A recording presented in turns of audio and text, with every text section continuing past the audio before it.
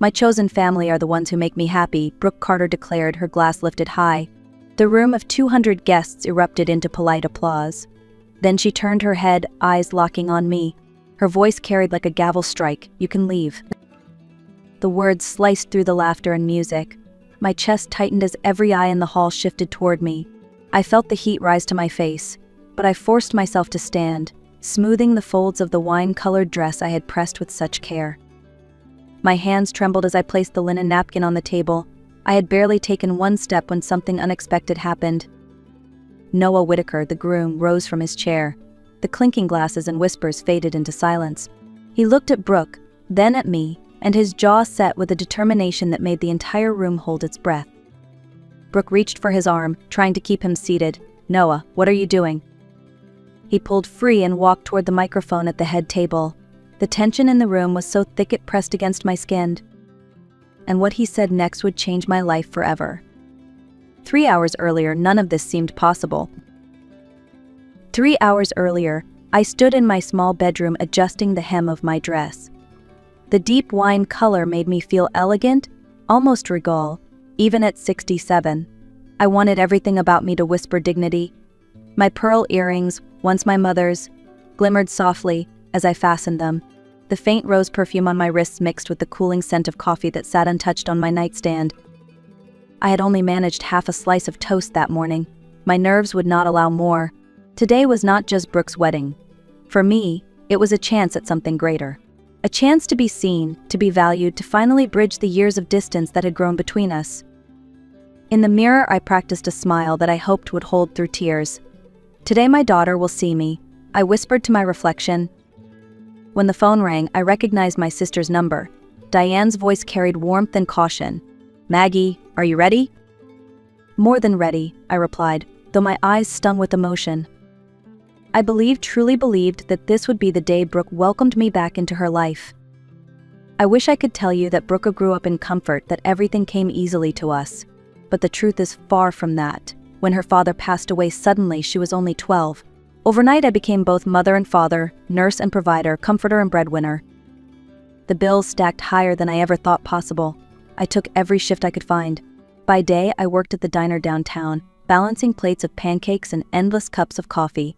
At night, I scrubbed office floors until my knees ached, the smell of cleaning chemicals clinging to my clothes. When tuition bills arrived years later, I sold nearly everything of value.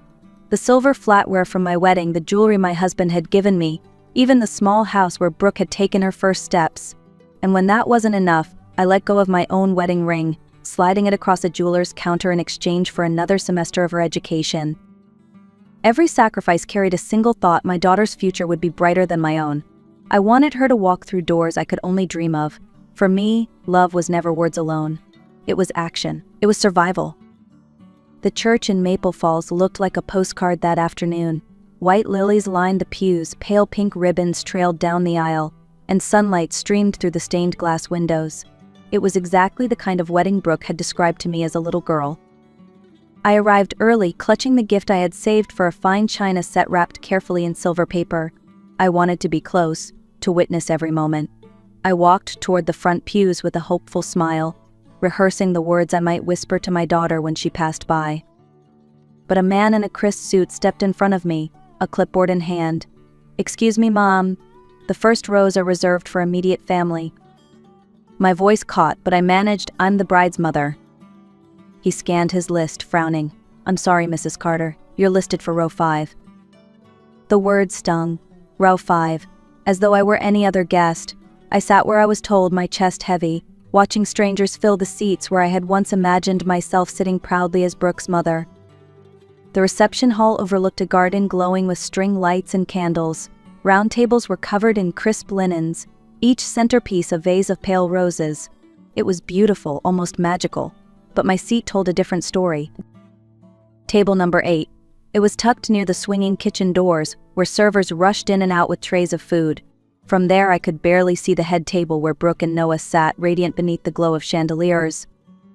I placed the china set carefully beside my chair, then tried to steady my smile as I greeted the strangers seated with me. They were polite but distant, obligation guests with no real connection to the bride or groom. An older woman leaned toward me during introductions. "Are you a friend of the family?" she asked kindly. "I'm her mother," I replied, my voice soft but steady. Her brows lifted in surprise. She looked from me to the head table, then back again, confused. I felt the same.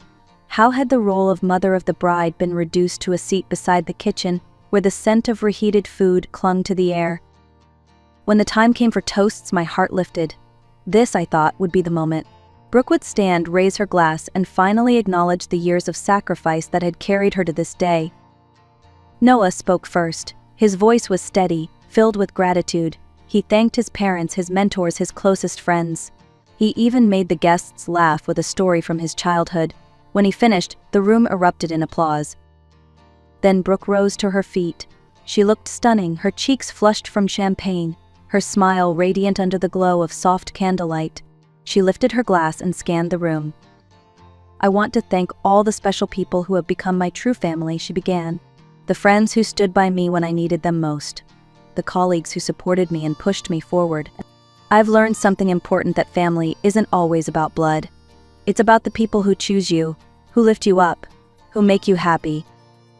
Each word was like a stone dropped into my chest. Then her gaze found mine. For the first time that night, she looked directly at me. What I saw was not love but contempt. The silence that followed was unbearable. Guests clapped politely, but their eyes darted toward me, sensing the target of her words. My fingers tightened around the stem of my glass, though I hadn't taken a sip. Brooke's voice rang out again, sharp as a blade. "And there are some people who don't belong here tonight. People who bring nothing but bitterness into our lives. People who shouldn't share in our joy." Her next word cut the air. "Mom, you can leave." I rose slowly, my body trembling, my face burning with humiliation. 200 faces turned in my direction. Some looked curious, others awkward, some pitying. But before I could move, Noah pushed back his chair. The scrape of it against the floor echoed louder than any applause. He stood tall, his jaw tight, his expression unreadable. Brooke tugged on his sleeve. "Noah, sit down. Don't make this worse." He slipped from her grasp and walked straight to the microphone. His black suit seemed to sharpen the determination in his eyes. The chatter in the hall died instantly. Even the waitstaff froze. Noah looked at me, then back at Brooke. His voice was low but steady. "Before her mother leaves, there are things you all need to know." Noah's words seemed to hang in the air, pulling every pair of eyes toward him. Brooke stiffened, her hands clutching the edge of the table.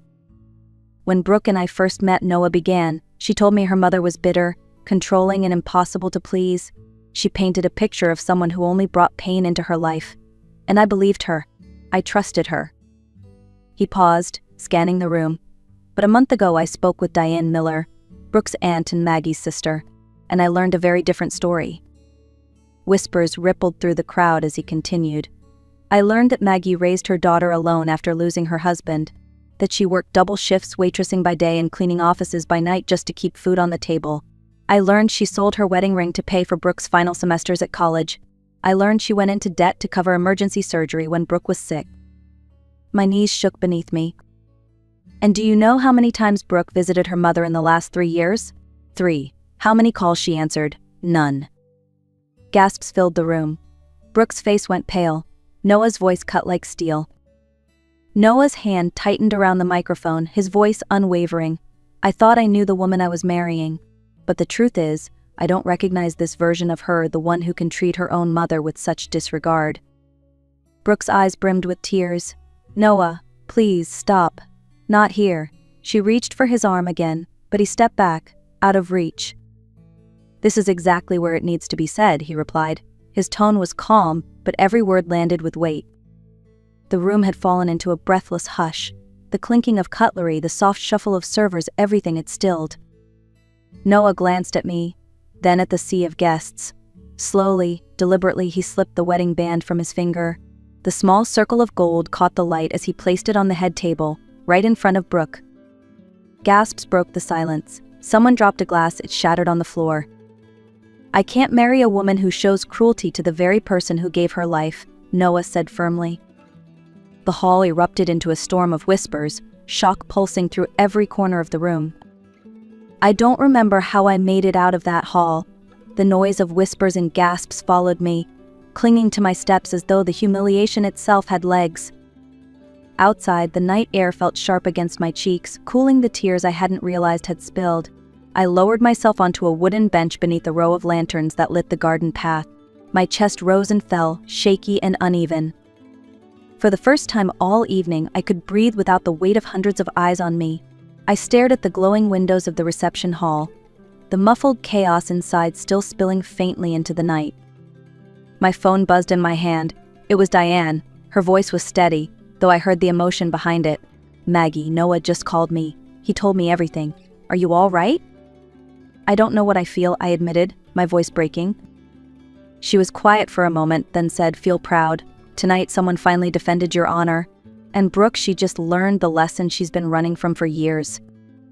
I closed my eyes, letting those words sink in like a balm on an open wound. I sat on that bench for what felt like hours, though only minutes had passed. My dress, once so carefully pressed, now clung uncomfortably in the cool night air. Yet for the first time in years, I felt a strange kind of strength building inside me. All my life I had carried the weight of begging for my daughter's love. I had excused her distance, explained away her silence, and convinced myself that someday she would come back to me. But as I wiped the last of my tears, I understood something new. I would not beg anymore. I would not plead for scraps of affection from the very person who should have cherished me most. If Brooke ever wanted me in her life again, it would be on different terms, my terms. And for once, I felt peace in that decision. The next morning, my phone would not stop buzzing. At first, the messages came quickly, long apologies filled with promises. "Mom, I'm sorry, I was nervous. I didn't mean it." When I didn't respond, the tone shifted. "You've always judged me. You don't understand what it's like to be me." By evening, the words had darkened further. "If you don't answer, I don't know what I'll do. Maybe something drastic." I stared at the glowing screen, my heart heavy. For years, this cycle had been familiar, the charm, the blame, the threats. Diane leaned over my shoulder and read quietly. She shook her head with certainty. "This isn't love, Maggie. This is manipulation. The same pattern she's used on you for years. Only now she's desperate." Hearing it spoken aloud felt like someone finally pulling back the curtain, and I could not unsee it. 3 days later, there was a knock at Diane's front door. When I opened it, Brooke stood there. But she wasn't the polished bride I had seen at the wedding. Her hair was unwashed, her clothes wrinkled, her eyes red from sleepless nights. "Mom, please," she said, her voice raw. "I need to talk to you." Diane stepped between us, protective. "Brooke, your mother isn't ready." But I raised a hand. "It's all right." Brooke's words tumbled out. "Noah left me. I can't focus at work. I'm behind on rent. I need you." I drew a breath, steady but firm. "Do you need me, or do you need me to fix everything for you again?" Her silence was the answer. "If you want a relationship with me," I continued, "it will be different this time. You will go to therapy. You will face the harm you've caused. And if one day you want to rebuild with me, it will start from scratch. I won't rescue you anymore, Brooke. I'll only meet you halfway." The look on her face told me she had never heard those words from me before. 2 weeks passed before I heard from Noah again. His name lit up on my phone, and for a moment I hesitated. But when I answered, his voice was calm, almost gentle. "Mrs. Carter, could we meet for coffee? There's something important I'd like to share." We met at a small cafe downtown, the kind that smelled of cinnamon and fresh espresso. He was already seated at a corner table by the window, a folder resting beside his cup. "I know it may seem strange," he began, "but I've been thinking about you, about your story, about all the women like you who gave everything and received so little in return." I listened, unsure where he was going. "I'm an architect," he continued. "I've always dreamed of building a community center for women who've been made invisible by their families. Harbor House, a place for healing, for starting over. I have the plans, the permits, some funding. What I don't have is someone who truly understands their lives." He slid the folder toward me. "I don't need your money, Mrs. Carter. I need your heart, your experience. Will you help me build this?" From that day forward, my life began to change. Noah and I met weekly at the empty building he had leased on the edge of town. The place smelled of dust and old paint, but I could already see what it might become. Together, we walked the rooms, imagining them filled with voices, laughter, and hope. I suggested a kitchen where women could learn catering skills, a craft room for sewing and quilting, and a quiet library corner for those who needed peace. Noah sketched quickly, nodding with excitement. Diane joined us often, helping with paperwork and community outreach. Slowly, the pieces began to fall into place. Volunteers painted walls in bright colors. Donors dropped off tables and chairs. Local businesses offered supplies at half the price. Within weeks, women started trickling in, curious, tentative, carrying stories of their own. Some had lost children to distance, others to neglect. Some simply longed for companionship. As Harbor House took shape, so did I. For the first time in years, my days were not defined by rejection, but by purpose. 6 months later, the front lawn of Harbor House was alive with color. Balloons swayed gently in the summer breeze, and a crowd of neighbors, city officials, and women who had already joined our programs gathered by the new glass doors. A ribbon stretched across the entrance, bright red against the cream-colored walls we had painted together. Noah handed me the scissors. "This is your moment, Mrs. Carter," he whispered. My hands trembled, not from fear but from awe. I cut the ribbon, and the cheer that rose from the crowd filled the air like music. Inside, the rooms were no longer empty. There were bulletin boards covered with workshop schedules, shelves stacked with donated books, and tables set for the first support groups. When it was time to speak, I stepped to the microphone. For a heartbeat, I remembered Brooks wetting the hush of a crowd waiting, the shame burning my face. This time, the silence felt different. I lifted my chin, my voice steady. 6 months ago, I was told I didn't belong. Today, I stand in a place built on belonging. This is Harbor House, and here, every woman matters. 2 years passed, and Harbor House had grown beyond anything I could have imagined. We had opened 2 additional centers in nearby towns. More than 300 women had passed through our doors, each leaving a mark on my heart. A publisher had even approached me, and my book, It's Never Too Late to Begin Again, was now making its way into the hands of women I might never meet. One afternoon, as I prepared for a talk at a conference on aging with dignity, Diane entered my office with a quiet smile. "Maggie, there's someone here to see you." When I stepped into the lobby, I froze. Brooke was waiting. She looked different, not polished and proud, but softer, calmer. There were streaks of gray in her hair, and her posture carried humility I had never seen before. "Hi, Mom," she said carefully. "I hope it's all right that I came." We sat together in the lounge, surrounded by the low murmur of women chatting nearby. Brooke folded her hands. "I've been in therapy these past 2 years. I've learned a lot about myself, things I should have faced long ago. I know I can't erase what I did, but if you're willing, I'd like to try again. Not as mother and daughter weighed down by the past, just as 2 women starting over." Her words lingered between us, tender and fragile, waiting for my answer. I studied Brooke's face, searching for the arrogance that once defined her. Instead, I found humility, even respect. "Brooke," I said softly, "I no longer need your love to feel whole. I've built a life filled with purpose, with people who value me for who I am. But if you truly want to start fresh, we can try, slowly, carefully, as equals." Tears glistened in her eyes, and she nodded. As I looked around Harbor House, the laughter, the healing, the hope, I knew the truth. Sometimes being a good mother begins with becoming a whole woman.